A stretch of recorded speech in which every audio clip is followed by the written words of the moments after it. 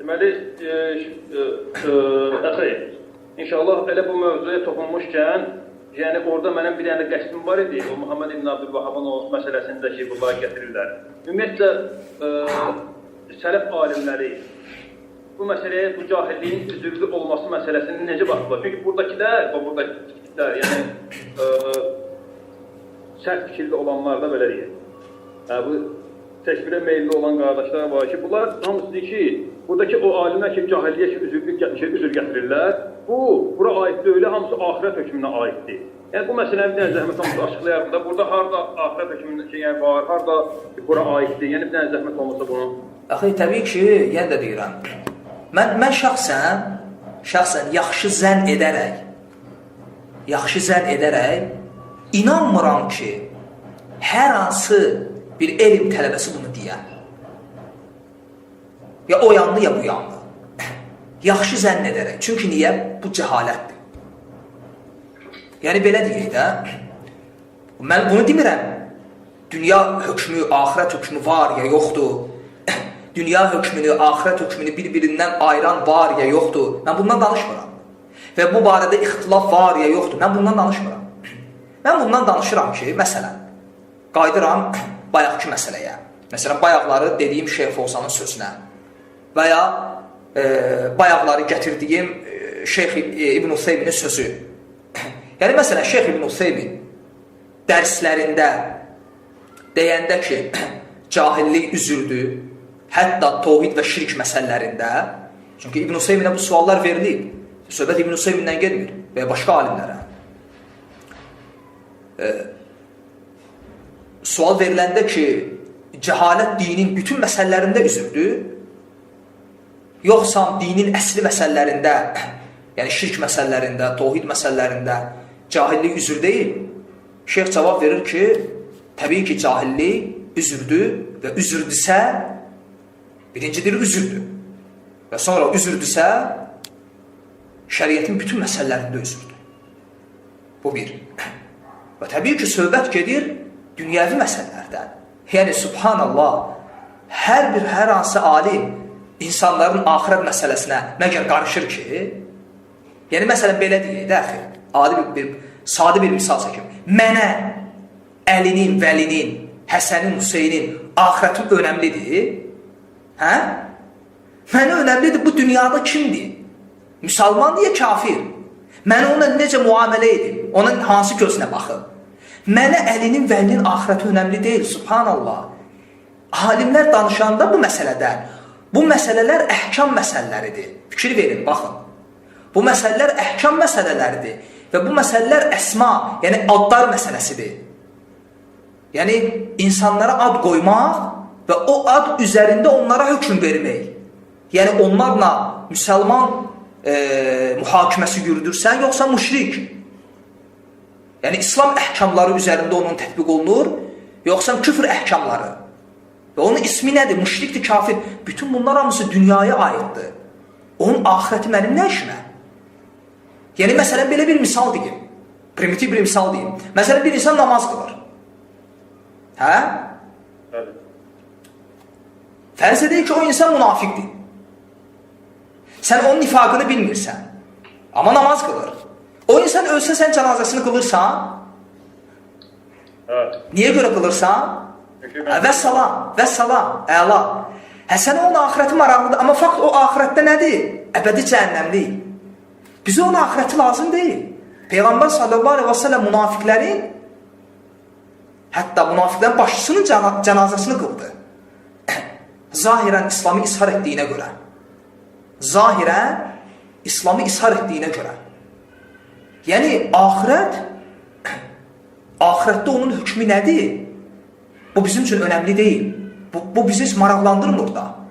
Məsələn, misal üçün, bir insan la iləhə illallah deyir. Muhammed Rasulullah deyir. Hə? Və biz bilirik ki, insan la iləhə illallah Muhammed Rasulullah deyirsə, şərtdir ki, bunu ixlasla deyər. Çünki Peyğəmbər sallallahu aleyhi və səlləm buyurur ki, mən qalə la iləhə illallah muxlisən daxilən cənnət. Kim muxlis olaraq la iləhə illallah desə daxil olar cənnətə. Bunun əksi nədir? İxlasın nifaq. Yəni kimsə münafiqcəsinə zahirdə la ilahe illallah Muhammedur Rasulullah şəhadətin desə, hətta belə desə belə, əxi o bizə görə dünyada nədir? Müsəlman. Yəni çünki sən onun qəlbindəki niyyətini bilirsən. Məsələn, bir insan la ilahe illallah deyir. O ixlasla dedi bunu, yoxsa nifaqla dedi. Bunu sən bilirsən? Bilmirsən. Aha, sən nəyə görə hökm verdin? Zahirə görə. Zahirə görə. Aha, onun dilindəki şəhadəti dünyəvi məsələdə onun üzərində İslam əhkamlarının tətbiqi üçün kifayətdir. Və ya onun namazı. Axirətlə biz qarışmırıq. Axirətdə, çünki, baxın, bu da bir məsələdir, ayrıca bir məsələdir. Bəzi qardaşlar bu məsələni səhv başa düşürlər. Nəyi? Nəyi? Oxuyurlar kitablardan ki, bir insan la ilahə illallah deyirsə, la ilahə illallah sanki bir açardır və açarın dişləri var. Açar o dişlər olmadan qapını açmaz. Və la ilahə illallah, bu cənnətin bu açarının da dişləri o la ilahə illallahın şərtləridir. İxlas, yəqinlik və s. və ilə axır. Və bu şərtləri ilə insanları dindən çıxarmağa tələsirlər və ya buna çağırırlar və ya buna cəhd eləyirlər. Bu böyük xətadır. Niyə? Subhanallah. Mən deyirəm la ilahə illallah Muhammedur Rasulullah. Hə? La ilahə illallahın şərtlərindən biri odur ki, ixlas. Yəni mən bunu xalis deməliyəm və yəqinlik. Yəni mən bunu yəqinliklə deməliyəm. Yəni mən bunu şək, şübhə və nifaqla deməli deyiləm. İndi Allah üçün sən necə təyin eləyəcəksən ki, mənim dediyim la ilahə illallah ixlasla oldu, yoxsa şək ilə? Yəqinliklə oldu, yoxsa nifaqla? Bu ortaya çıxacaq axirətdə. Bu uxravi məsələdir. Biz bundan danışmırıq. Biz danışırıq dünya əhkamından. Ödə söhbət la ilahə illallahdan gelmir. Nə üçün? Nə üçün? Allah üçün. Allah üçün özünüz fikir verin. Nə üçün la ilahə illallah şəhadətindən söhbət düşəndə o saat ixlas şərtini ortaya atırlar. Hələ belə götürəndə ixlas namazda da şərtdir, orucda da. Hə, onda bir adam namaz qılır. Onun namazı ixlasla qılması, orucu ixlasla tutması, həcci ixlasla etməsi, bu ixlas şərt deyil. Şərtdir. Yəni bu tək la ilahə illallahda şərt deyil. Bütün ibadətlərdə şərtdir. Amma sən hardan biləcəksən ki, bu insan ixlasla namaz qılıb? Bu haçan ortaya çıxacaq? Bu ortaya çıxacaq axirətdə. Ona görə bu qəlbi məsələlərdir. Buna görə axirətdə hökm veriləcək. Amma dünyadakı əhkama qaldıqda biz zahirə görə hökm veririk. Ona görə bu cahillik məsələləri və s. bu məsələlər bu dünyəvi əhkamlar üçündür. Bu axirət məsələləri üçün deyil. Yəni o alimlər ki, cahilliyi üzr görüblər, hətta şirkdə və dinin əsli məsələlərində onlar bunu uxravi məsələyə aid eləməyib. Kim onlar bunu uxravi məsələyə aid eləyib deyirsə, onlardan dəlil gətirsin. Gözləyirik. Yoxdur belə bir dəlil. Bunu deyən yalancıdır. Və ya cahil. Ola bilsin bilmir deyir. Ən azından zənnimiz budur. Amma bu söz yalandır. O alimlər ki, cahilliyi dinin əsli məsələlərində üzr görüblər, onlar bunu uxravi məsələlərə aid eləməyiblər. Yəni, Allah razı olsun, Axey. Burada həmin bu məsələyə toxundun, yəni zahiri ki məsələsinə toxunmasan, buna aiddir. Mən inşallah elm tələbəsinin adını çəkmirəm. Yəni, bu yaxınlarda elm tələbəsindən sorulsun ki, məsəl üçün, Allah Subhanahu taalanı söyən, yəni Allah Subhanahu taalanı söyən də, son ki, dəlildir də, məsəl üçün. Görürsən ki, dəlildir. Allah Subhanahu taalanın söydü. Onun, məsəl üçün, hökmü nədir? Deyir ki, hətta dəlil olsa da, biz zahirən götürdüyümüzə görə yenə də kafirdir. Amma üzrlüdür, axirətdir. Yəni, inşallah istəyirdim bu barədə sənə aydınlıq gətirəsən. Yəni, bu düzgün qovuldur, inşallah. Yəni, axı, bayaqla dediyim məsələdir. Yəni, bugün söhbət müasir alimlərdən gedirsə, müasir alimlər bu məsələdə iki rəydədir. Bəzi alimlər uxravi və dünyəvi hökm deyə bir ayrım eləyirlər. Bəzi alimlər bunu deyirlər. Deyirlər ki, yəni bir insan üzürlü ola bilər cahilliyinə görə. Yəni o alimlər ki, cahilliyi üzr görməyiblər təvhid məsələlərində, dinin əsli məsələlərində, onlar deyiblər ki, onlar üzürlü ola bilərlər. Əgər cahildilərsə üzürlü ola bilərlər axirətdə. Amma dünyəvi hökmdə onlar kafir və ya müşrik hökmündədirlər. Amma o alimlər ki, yenə də deyirəm, o alimlər ki, istər Şeyx Mədxəli olsun, nə bilim, Şeyx Əlbəni olsun, məsələn, Şeyx İbn Useymin olsun və qeyri-alimlər, yəni müasirlərdən, vəfat edən və ya sağ olan indiki alimlərdən, o alimlər ki, cahilliyi üzr görüblər, dinin əsli məsələlərində, onlar belə bir ayrım eləməyiblər. Onlar deməyiblər ki, bu dünyada kafirdir, amma axirətdə üzrlü ola bilər. Yox, onlar bunu deməyiblər. Bunu kim deyib? Bunu o alimlər deyiblər ki, dinin əsli məsələlərində cahilliyi üzr görməyiblər.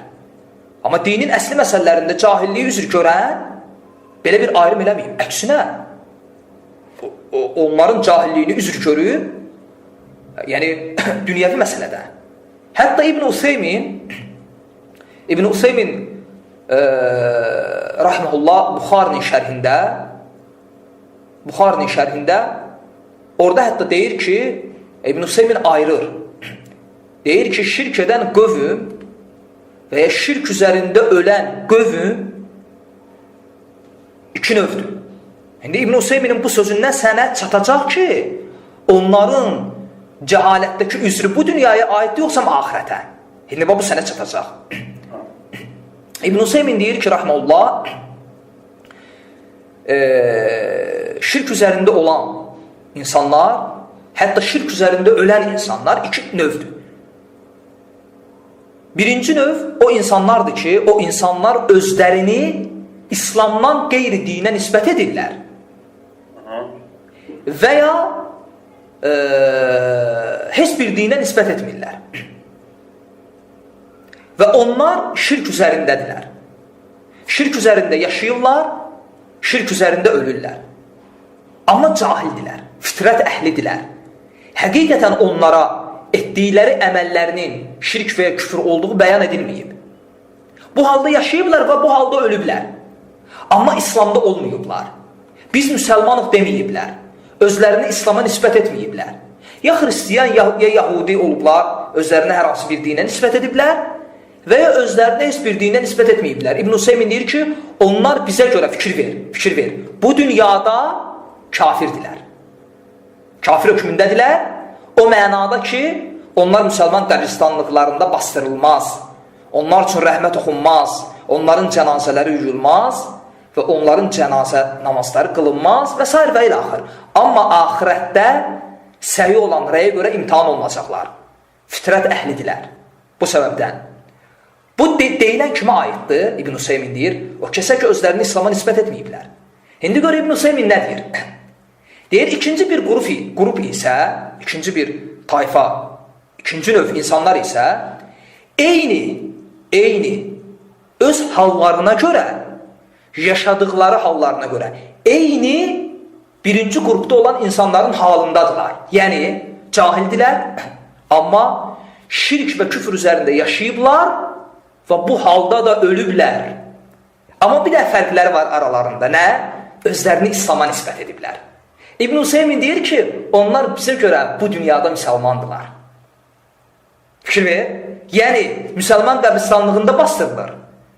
Cənazələri yuyulur, cənazə namazları qılınır. Fikir ver, İbn Useymin nədən danışır? Uxravi məsələdən yoxsa dünyəvi? Dünyəvi məsələdən.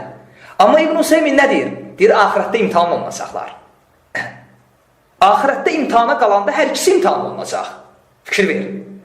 İmtihana qalanda axirətdə hər ikisi imtihan olunacaq. Amma gör İbn Useymin nə deyir?